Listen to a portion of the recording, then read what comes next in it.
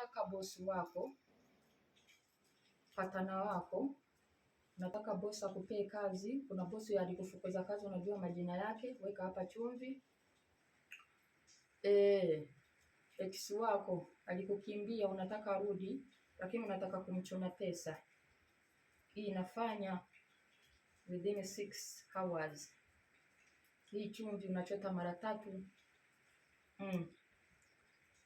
Hii ni chumvi, tazame. Unatema mate mara 3. Ya 4 unamuita majina. Unasema James, popote ulipo nataka unikumbuke. Nina shida ya rent.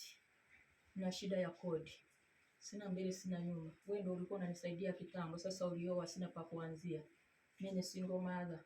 Wewe ndio ulikuwa unanisaidia James. Naomba unitafute tena.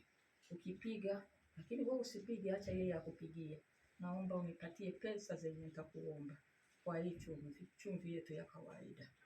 Hapa basi.